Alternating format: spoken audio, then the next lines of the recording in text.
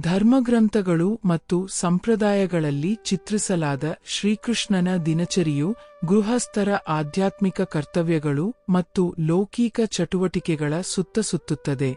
ಅದು ಅವನ ದೈವಿಕ ಸ್ವಭಾವ ಮತ್ತು ಪರಿಪೂರ್ಣ ಗೃಹಸ್ಥನ ಪಾತ್ರವನ್ನು ಒತ್ತಿ ಹೇಳುತ್ತದೆ.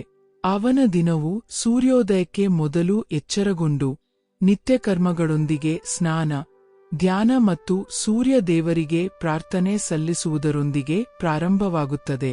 ನಂತರ ಅವನು ಯಜ್ಞಕ್ಕೆ ನೈವೇದ್ಯ ಅರ್ಪಿಸುವುದು ಮತ್ತು ಗಾಯತ್ರಿ ಮಂತ್ರವನ್ನು ಪಠಿಸುವುದು ಸೇರಿದಂತೆ ಇತರ ಧಾರ್ಮಿಕ ಕಾರ್ಯಗಳಲ್ಲಿ, ಉದಾಹರಣೆಗೆ ದಾನ ಮಾಡುವುದು, ಹಿರಿಯರ ಸಮ್ಮಾನ ಮುಂತಾದವುಗಳಲ್ಲಿ ತೊಡಗುತ್ತಾನೆ.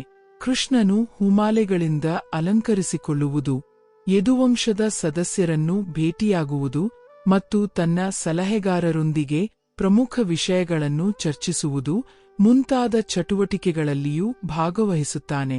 ಕಾಲಕ್ಷೇಪ ಮತ್ತು ಮನರಂಜನೆ. ಆಗಾಗ್ಗೆ ಅವನ ಕುಟುಂಬ ಮತ್ತು ನಿಕಟರೊಂದಿಗೆ ಅವನು ಸಂಗೀತ, ನೃತ್ಯ ಮತ್ತು ಇತರ ರೀತಿಯ ಮನರಂಜನೆಯನ್ನು ಆನಂದಿಸುತ್ತಾನೆ. ಸಂಜೆಯ ಚಟುವಟಿಕೆಗಳು. ಸಂಜೆ, ಕೃಷ್ಣನು ಕತ್ತಿ ಮತ್ತು ಗುರಾಣಿಯೊಂದಿಗೆ ಯುದ್ಧವನ್ನು ಅಭ್ಯಾಸ ಮಾಡುವುದು, ಅದರ ಜೊತೆಗೆ ತನ್ನನ್ನು ಕ್ಷತ್ರಿಯ ಕ್ರೀಡೆಗಳಲ್ಲಿ ತೊಡಗಿಸಿಕೊಳ್ಳುವುದು ಉಂಟು. ಹಾಗೆಯೇ ಕೃಷ್ಣನು ಕುದುರೆಗಳು, ಆನೆಗಳು ಅಥವಾ ರಥಗಳ ಮೇಲೆ ಸವಾರಿ ಮಾಡುವುದೂ ಸೇರಿವೆ. ಅವುಗಳೊಂದಿಗೆ ಕೃಷ್ಣನು ಮತ್ತಷ್ಟು ಧಾರ್ಮಿಕ ಚಟುವಟಿಕೆಗಳಲ್ಲಿಯೂ ತನ್ನನ್ನು ತೊಡಗಿಸಿಕೊಳ್ಳಬಹುದು. ಅವನ ಕುಟುಂಬದೊಂದಿಗೆ ಸಮಯ ಕಳೆಯಬಹುದು ಅಥವಾ ಧರ್ಮ ಮತ್ತು ಆಧ್ಯಾತ್ಮಿಕತೆಯ ಬಗ್ಗೆ ಚರ್ಚೆಗಳಲ್ಲಿ ಭಾಗವಹಿಸಬಹುದು.